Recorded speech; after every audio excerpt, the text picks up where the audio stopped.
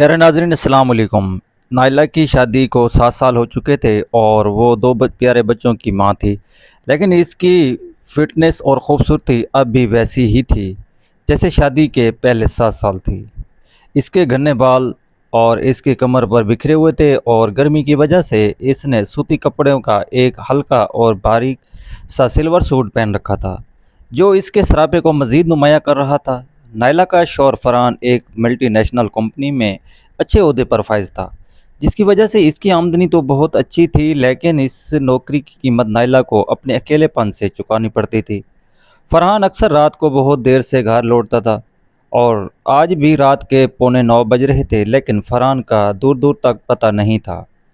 बच्चे दिन भर की ओझल के दुखे बाद थक कर 9 बजे तक गहरी नींद सो चुके थे और अब नायला पूरे घर में बिल्कुल अकेली थी। फरहान का इंतज़ार कर रही थी। अचानक एक झटके के साथ पूरे मोहल्ले की बिजली चली गई और हर तरफ गप अंधेरा हो छा गया था। पंखे रुकते ही नायला के पूरे जिस्म पर पसीने की बारीक बूंदें चमकने लगीं। इसने मोबाइल की रोशनी में बच्चों को देखा जो गर्मी में खसखसा रहे थे, और इसने जल्दी से बच्चों को पानी पिलाया और इन्हें दोबारा सुला दिया। जैसे ही इस कदर बढ़ चुका था कि कमरे के अंदर सांस लेना भी दो भरा हुआ रहा था। नायला ने सोचा कि साइन में जाकर बैठती है, शायद वहाँ कुछ हवा चल रही हो, लेकिन साइन में भी वही घुटन का आलम था। और इस दौरान इसकी नज़र सामने वाले घर पर पड़ी जहाँ खिड़कियों से रोशनी बाहर आ रही थी। नायला को हैरत हुई कि पूरे मोहल्ले का अंधेरा है तो इनके यहाँ बिजली कैसे चल। दरअसल सामने घर में 3 माह पहले ही एक नई दुल्हन मारिया रहने आई थी। मारिया की शादी को अभी कुछ ही दिन हुए थे कि इसका शौहर रोजगार के सिलसिले में सऊदी अरब चला गया था और मारिया अब अपने 24 साल छोटे भाई आतिश के साथ इस घर में रहती थी। आतिश एक स्मार्ट, दराज और कद और परकशिश नौजवान था जो इलेक्ट्रॉनिक्स का काम भी बहुत अच्छी तरह जानता था। नायरा ने सोचा कि इस जैसे भरे अंधेरे में अकेले बैठने से बेहतर है कि कुछ देर मारिया के पास जाकर बैठ जाए, शायद वहाँ थोड़ी दिल लगी जाए। वो अपना दुपट्टा दुरुस्त करती हुई सामने वाले घर की तरफ चल पड़ी। मारिया ने जब दरवाज़ा खोला तो नायला को देखकर मुस्कुराई। नायला ने अंदर दाखिल होते ही कहा, भाभी, पूरे मोहल्ले की बिजली बंद है लेकिन आपके यहाँ लाइट तो चल रही है, ये क्या माजरा है? मारिया ने हंसते हुए जवाब दिया, नायला, हमारे घर का मीटर और फेज़ अलग लाइन से जुड़ा हुआ है, इसलिए यहाँ बिजली मौजूद है। आओ अंदर आ जाओ, बाहर तो बहुत गर्मी है। नायला मारिया के साथ लाउंज में बैठ गई जहाँ एसी की ठंडी हवा ने उसे बहुत सुकून पहुंचाया। दोनों ख़वातीन आपस में इधर उधर की बातें करने लगीं, लेकिन नायला का ध्यान बार बार अपने अंधेरे घर की तरफ जा रहा था जहाँ बच्चे सो रहे थे। तकरीबन आधे घंटे बाद मारिया ने खिड़की से बाहर झांका और कहा, नायला, मुझे लगता है कि पूरे मोहल्ले की बिजली तो कब की आ चुकी है। देखो, सबके घरों में लाइट्स जल रही हैं। तुम्हारे घर का बिजली का मेन बोर्ड ख़राब हो गया था लगता है, इसलिए वहाँ अब भी अंधेरा है। नायला परेशान हो गई और कहने लगी, फरहान तो अभी तक ऑफिस से नहीं आए, अब इस रात के वक्त इलेक्ट्रिशियन कहाँ से लाऊंगी? मारिया ने फ़ौरन अपने भाई आरशिश और आवाज़ दी जो अपने कमरे में मौजूद था। मारिया ने कहा, तुम परेशान क्यों होती हो? मेरा भाई आरशिश बिजली का सारा काम जानता है। आरतिश, दरअसल नाइला भाभी के साथ जाओ और इनके घर में बोर्ड चेक करो, शायद कोई फेज़ उड़ गया है। आर्श हाथ में एक बड़ी टॉर्च लेकर अपने कमरे से बाहर आया और इसने नाइला को देखा जो गर्मी और हल्के लिबास की वजह से उस वक़्त बेहद दिलकश लग रही थी, और इसकी बड़ी बड़ी आंखें जो में एक अजीब सी घबराहट थी। आर्श ने मुस्करा कर कहा, जी भाभी, आप चले, मैं अभी देख लेता हूँ, कोई बड़ा मसला नहीं होगा। नाइला और आर्श गली अबूर करके नाइला के घर अंदर दाखिल हो गए। घर में मुकम्मल खामोशी और अंधेरा था, सिर्फ आर्श की टार्च की तेज़ रोशनी दीवारों पर रक्स कर रही थी। नाइला आर्श को लेकर इसमें मेन बोर्ड के पास आया जो गैलरी की दीवार पर लगा हुआ था। आर्श ने टार्च नाइला के हाथ में थमाई और कहा, भाभी, ज़रा रोशनी इस बोर्ड पर रखें ताकि मैं तारें चेक कर सकूं। नाइला आर्श के बिल्कुल पीछे खड़ी हुई थी और टार्च की रोशनी बोर्ड पर डालने लगी। आर्श ने जब काम शुरू किया तो इसका ध्यान नाइला की करबत की वजह से फटने लगा था। نائلہ کے جسم سے اٹھنے والی دیسی عطر کی دھیمی دھیمی خوشبو اور اس کی سانسوں کی گرم عشق کو بے چین کر رہی تھی۔ گیلری میں جگہ کم ہونے کی وجہ سے دونوں کے جسم کئی بار ایک دوسرے سے ہلکے سے چھوئے۔ آرش نے کام کرتے کرتے اچانک پچھلے رخ نائلہ کی طرف دیکھا۔ ٹارچ کی روشنی نائلہ کے چہرے پر پڑی تو جس سے اس کا گہرا رنگ اور سرخ ہونٹ چمک رہے تھے۔ آرش کی نظریں نائلہ کے چہرے پر ٹک گئیں اور اس نے گہری سانس لی اور انتہائی دھیمی مگر پرکشش آواز میں کہا، بھابھی آپ واقعی ہی بہت خوبصورت ہیں۔ فرحان بھائی بہت خوش قسمت ہیں کہ انہیں آپ جیسی شریک حیات ملی۔ نائلہ نے جیسے ہی یہ بات سنی اس کے دل کی دھڑکنیں تیز ہو گئیں۔ اس نے نظریں جھکا لیں اور شرما کے دھیمے سے کہا، آرش تم کام پر دھیان دو، فضول باتیں مت کرو۔ لیکن اس کے لہجے میں کوئی سختی نہیں تھی جس نے آرش کے حوصلے مزید بلند کر دیے۔ آرش نے ایک قدم اور پیچھے ہٹا جس سے وہ نائلہ کے بالکل قریب آ گیا۔ جس نے نائلہ کی آنکھوں میں دیکھتے ہوئے کہا، میں سچ کہہ رہا ہوں بھابھی، اس اکیلی رات میں اس اندھیرے کے بیچ آپ کسی پری جیسی لگ رہی ہیں۔ مجھے تو یقین نہیں آ رہا کہ آپ دو بچوں کی ماں ہیں۔ نائلہ کا پورا جسم اس تعریف سے سنسناٹ اور اٹھا۔ اس نے تذبذب کی حالت میں ٹارچ کو تھوڑا نیچے کیا تو آرش نے آہستہ سے اپنا ہاتھ آگے بڑھایا اور نائلہ کا وہ ہاتھ پکڑ لیا جس میں اس نے ٹارچ پکڑی ہوئی تھی۔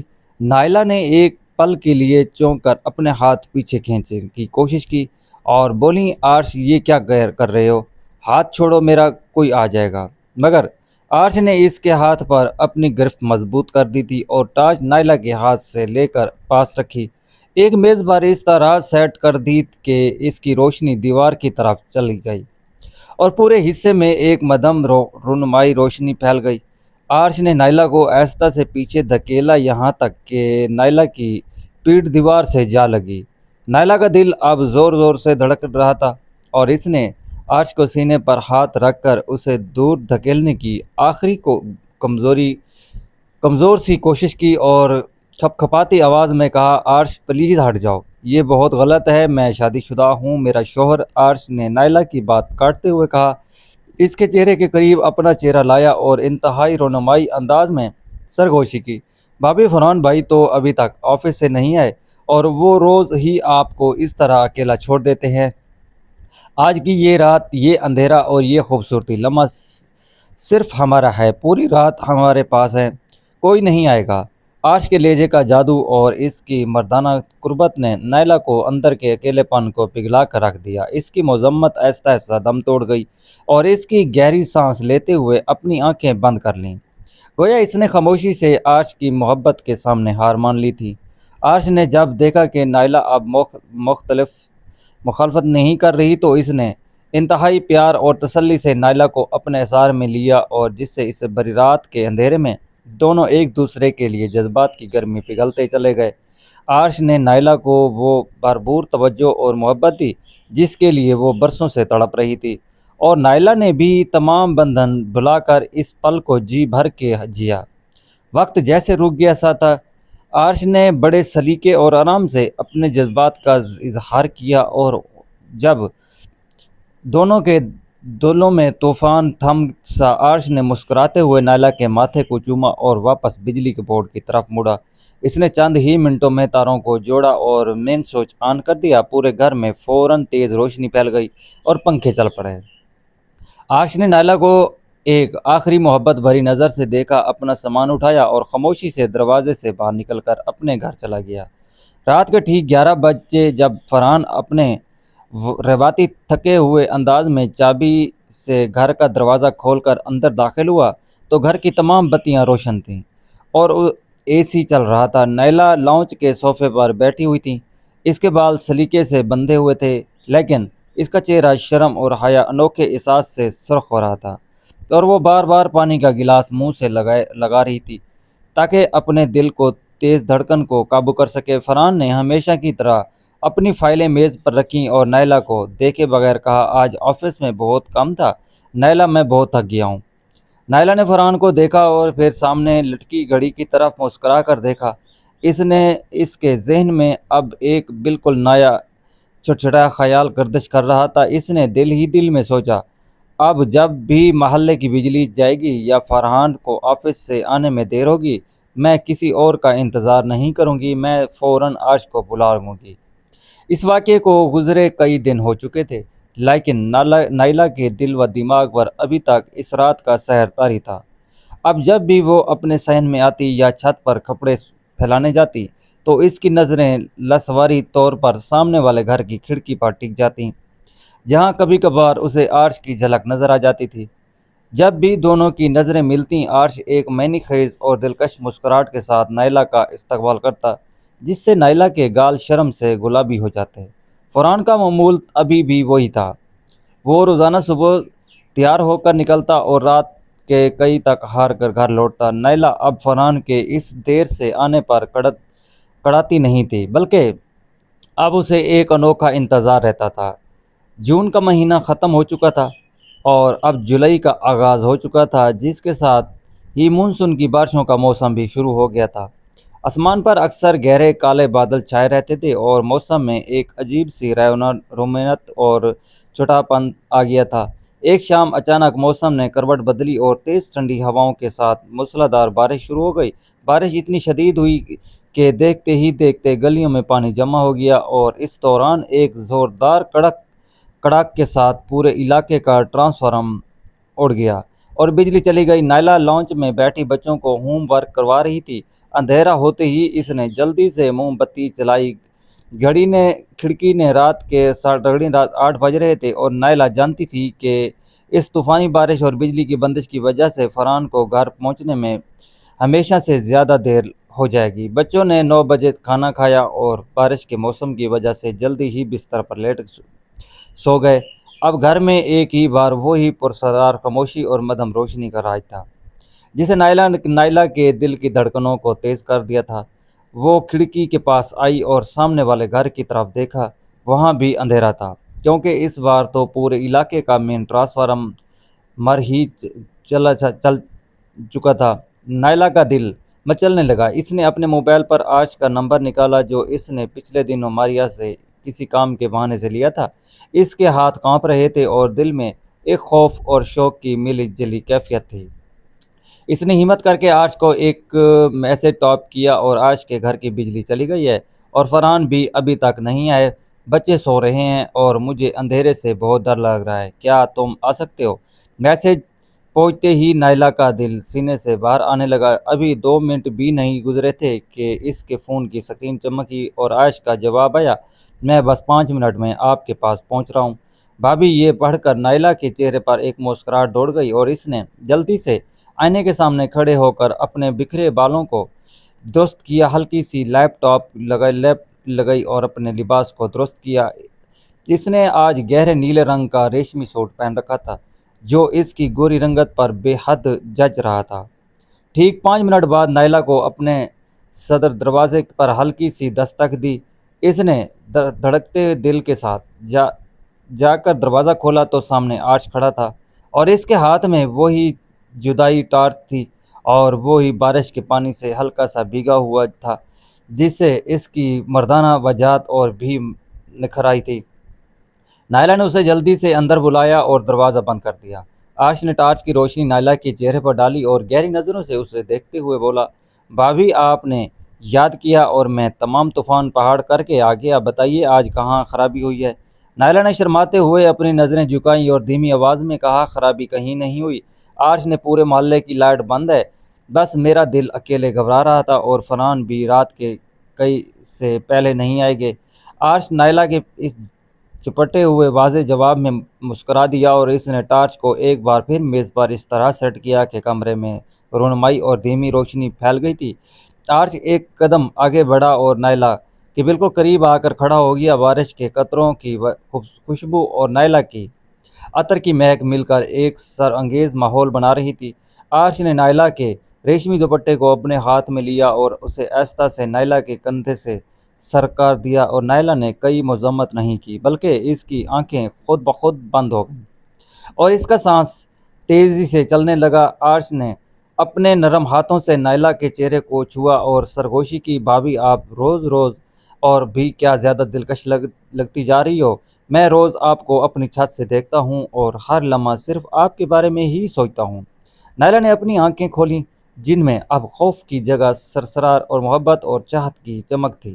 اس نے عرش کے مضبوط پنجوں اور اپنے ہاتھ رکھے اور کہا، عرش، مجھے اس اکیلے پن سے نفرت ہو گئی ہے، تم نے مجھے دوبارہ جینے سکھا دیا۔